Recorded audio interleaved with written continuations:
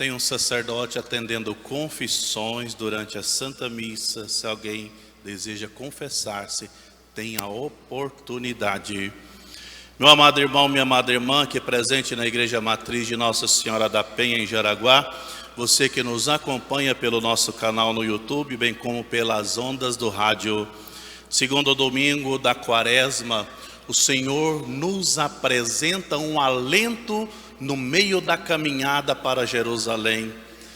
Ou seja, para nossa maior compreensão, a transfiguração é uma antecipação do céu na caminhada para a cruz. E no contexto do Evangelho, nós podemos até entender o amparo divino, o auxílio celeste, a presença de Deus nos momentos de dores, de angústias e de sofrimentos, para nós termos uma motivação para não desanimarmos na caminhada, porque o Cristo está conosco, não caminhamos sozinhos. É o sentimento expressivo da liturgia de hoje. Jesus toma consigo Pedro, Tiago e João. Vai a uma alta montanha. Alta montanha significa lá onde está Deus. Está indo ao céu, vamos dizer assim. Lá Jesus começa um diálogo com Moisés e Elias.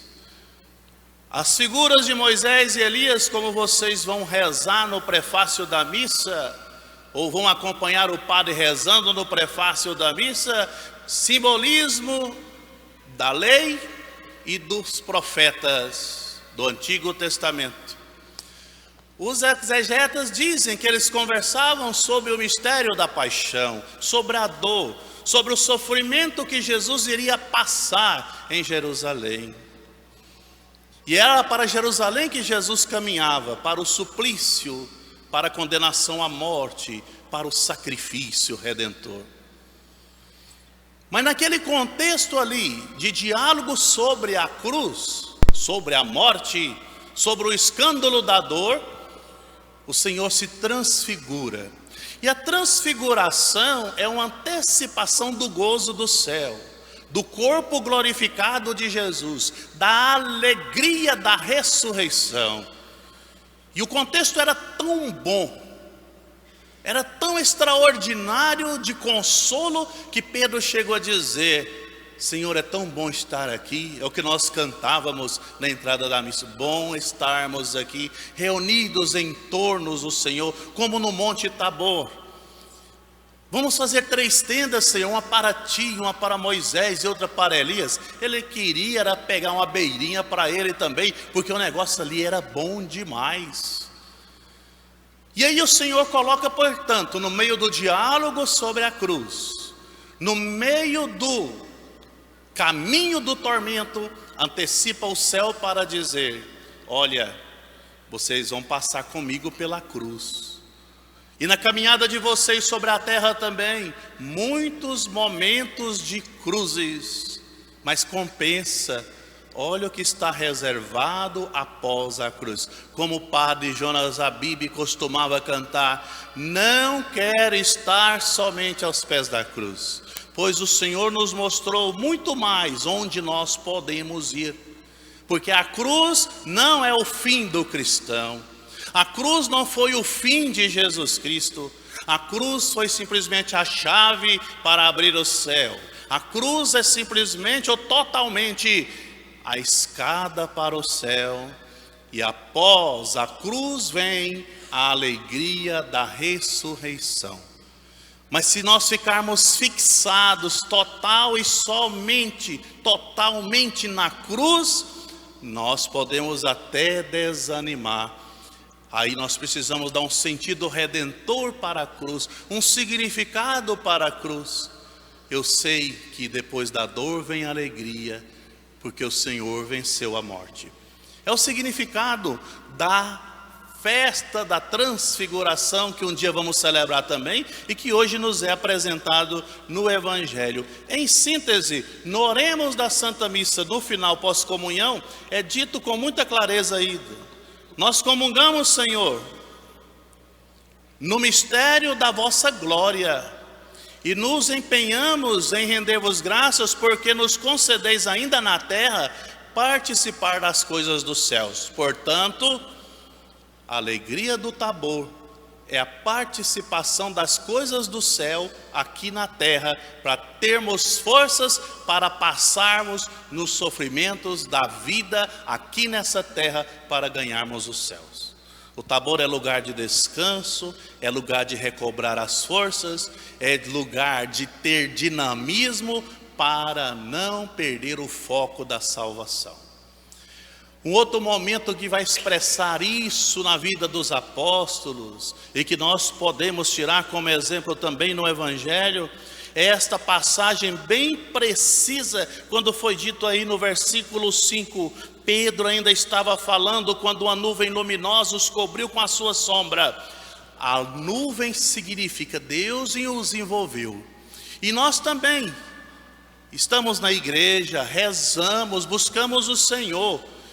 Precisamos tomar posse que o poder de Deus nos envolve com a sua graça, pela vida sacramental que nós levamos, pela vida de oração que nós levamos. Mas como Pedro continua o Evangelho, a nuvem os envolveu, e foi dito com clareza: este é meu filho amado, no qual pus todo o meu agrado. Escutai-o, escutar a voz de Cristo.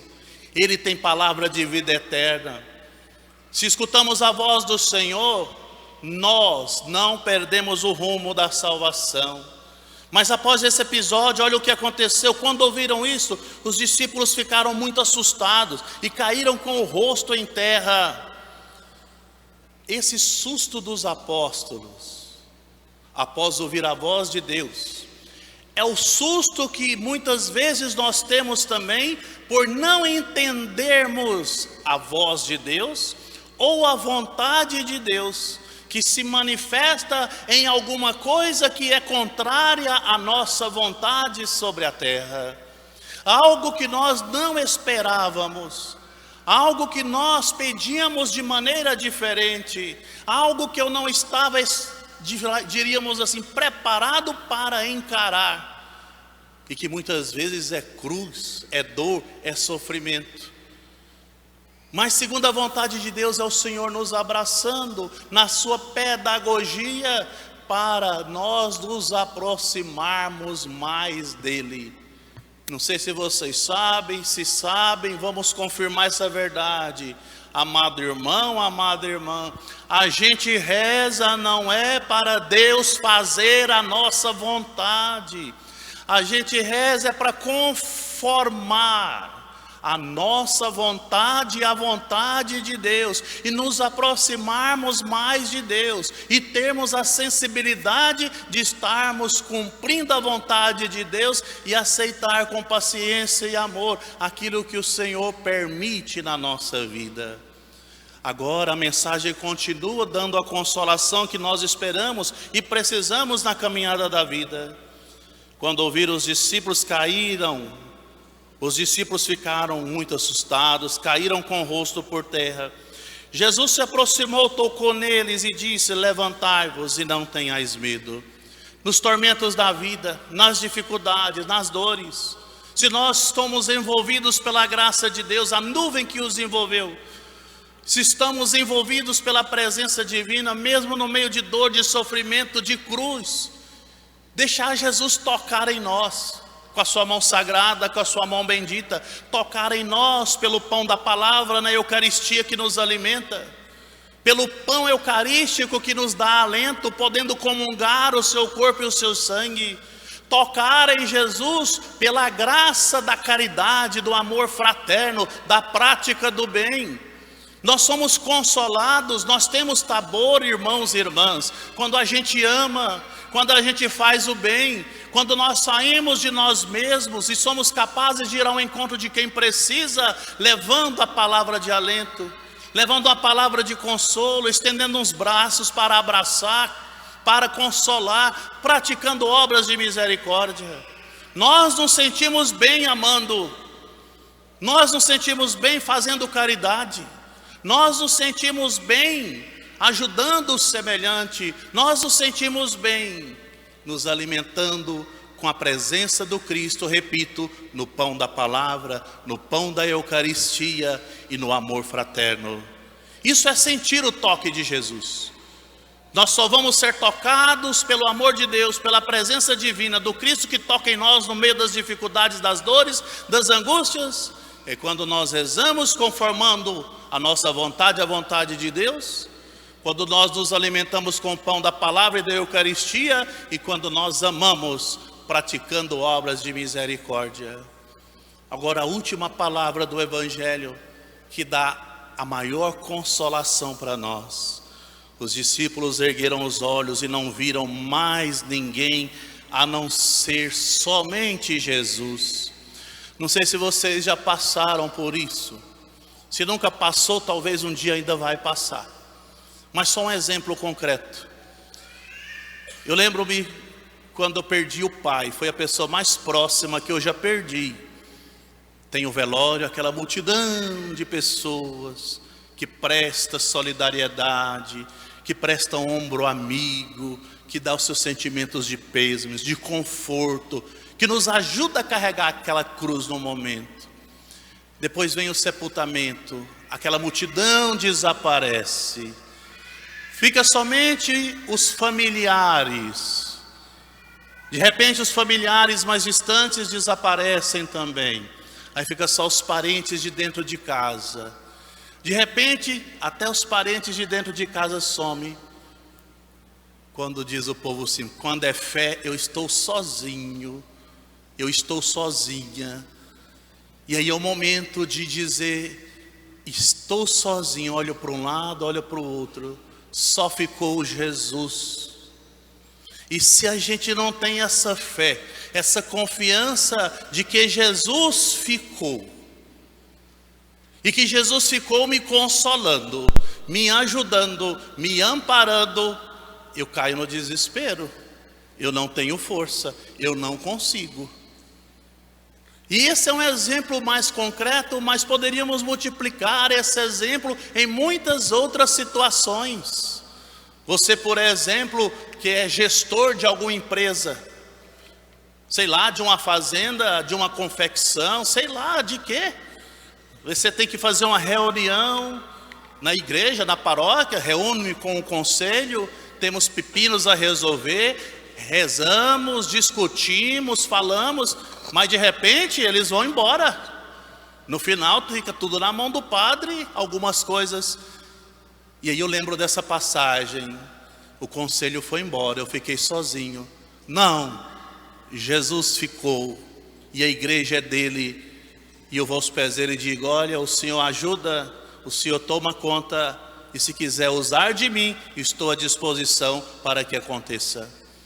Na sua empresa também, quem te assessora foi embora, os funcionários foram embora, sei lá quem mais foi embora, tenha convicção, todo mundo foi embora, mas ficou Jesus, Ele te ajuda.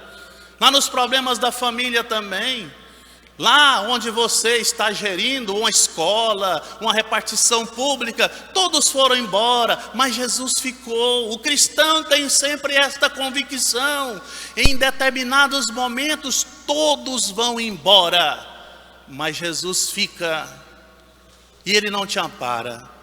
Aí nos faz lembrar aquela passagem tão bonita que antigamente costumavam até escrever em quadros e colocar nas paredes. Pelo menos eu conheci a história, foi em um desses quadros, onde alguém dizia, sim, eu estava caminhando na areia, e sempre percebi, Senhor, que quando eu caminhava nas areias da praia, 2 pares de pegadas. Mas nos momentos mais difíceis eu percebia que só tinha 1 par de pegadas. Onde o Senhor estava, Senhor? E o Senhor respondia, te carregando no colo. Eu caminhava sozinho? Não, eu carregava você no colo. Então nesse momento, onde a cruz parece apertar mais ainda, onde eu escolhi o Senhor, onde eu procurei estar com o Senhor, nos momentos difíceis Ele nos carrega no colo. Ele não nos deixa desanimar e nem desistir.